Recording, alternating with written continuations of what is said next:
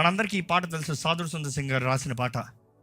యేసుతో వెళ్ళా నేను తీర్మానించదు, వెనుతిరగను. ఎంతమందికి తెలుసు? I have decided to follow Jesus. తెలుసా పాట? తెలీదా? I have decided to follow Jesus. Send me the lyrics. I have decided to follow Jesus. I have decided to follow Jesus. No turning back, no turning back. యేసుతో వెళ్ళా నీ తీర్మానించి, యేసుతో వెళ్ళా నే తీర్మానించి, యేసుతో వెళ్ళా నే తీర్మానించి, వెనుదిరుగాను.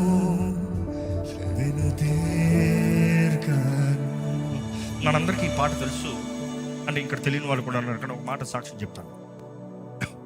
నార్త్ ఇండియా ట్రైబ్స్లో, ఇప్పుడు నాకు పేరు అని గుర్తులేవు కానీ ఇప్పుడు నెతికిసే టైం కూడా లేదు. Let's go for it.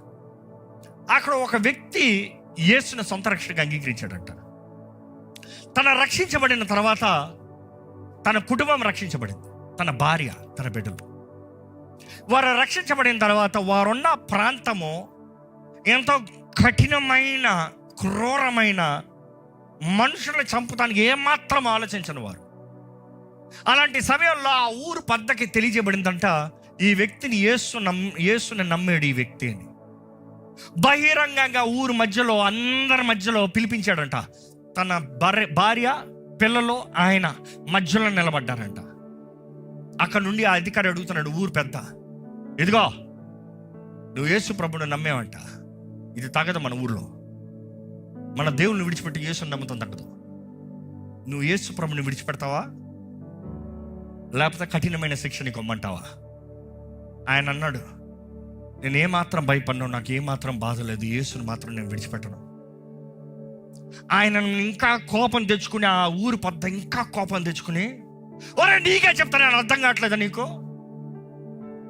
యేసయ్య విడిచిపెట్టమంటే నువ్వు ఏం విడిచిపెట్టను, అవమానపరుస్తున్నావు.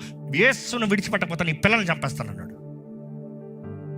నీ పిల్లల్ని చంపేస్తానంటే అప్పుడు ఆయన పాడిన ఈ పాట, యేసుతో వెళ్ళా నేను తీర్మానించి, యేసుతో వెళ్ళా నేను తీర్మానించి, యేసుతో వెళ్ళా నేను తీర్మానించి, వెనుదిరుగాను. ఆ మాట చెప్పి ముగిస్తున్నాడో లేడో పట పట పట పటని బాణాలు చంపేశారండి పిల్లల్ని. అక్కడికక్కడ బిడ్డలు చనిపోయారు. మరలా అడుగుతున్నాడు ఊరు పెద్ద, ఇదిగో పిల్లల్ని పోగొట్టుకున్నావు, నీవు చేసిన నిర్ణయాన్ని బట్టి పిల్లల్ని పోగొట్టుకున్నావు, ఇంకో అవకాశం ఇస్తున్నా, యేసుని విడిచిపెట్టు, లేకపోతే నీ భార్య చచ్చిపోతుంది. నీ భార్య చచ్చిపోతుంది అన్న వెంటనే, do you have the lyrics in Telugu please? తెలుగులో ఉందా మాటలో? ఆయన అన్న మాట ఏంటి తెలుసా? ఇంగ్లీష్లో అయితే చాలా బాగుంది, తెలుగులో ఇస్తే బాగుంటుంది నాకు. వెంటనే, team please be quick, please be quick. Setting కాదు, నాకు ఇప్పుడు రావాలి.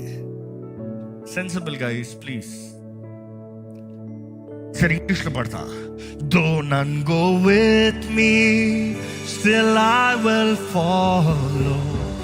దో నన్ go with me still I will follow.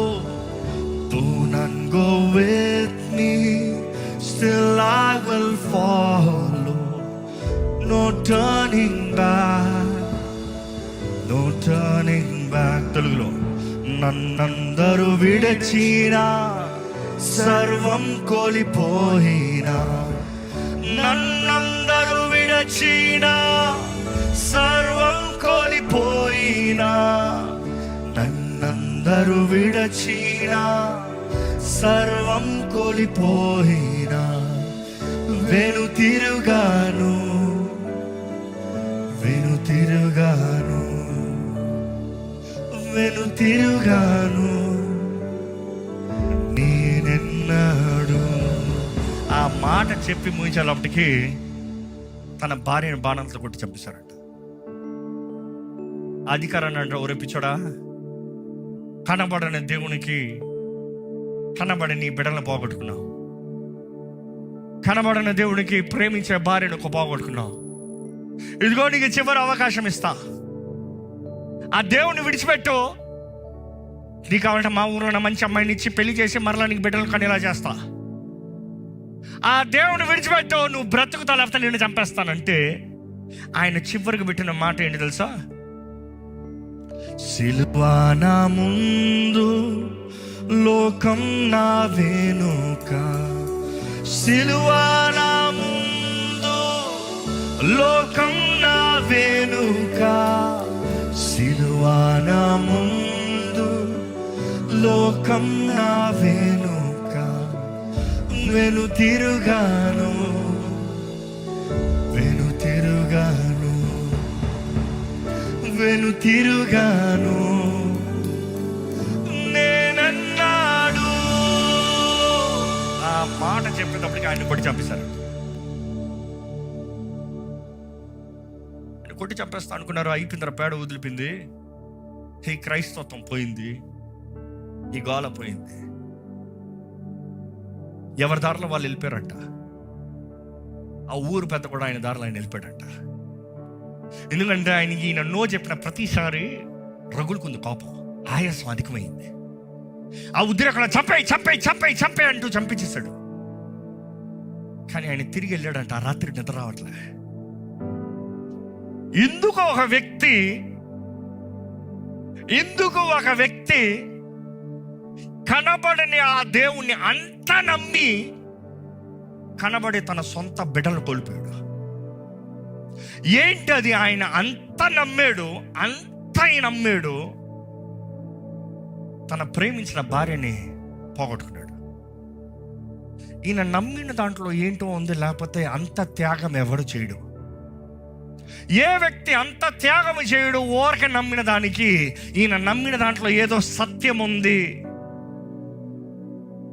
ఆయన ఎరిగి, ఆయన తెలుసుకుని నెక్స్ట్ డే బహిరంగంగా వచ్చి ప్రకటించాడంట, నేను కూడా క్రీస్తుని వెంబడిస్తున్నాను, నేను క్రైస్తవుని నేను ప్రకటించాడంట.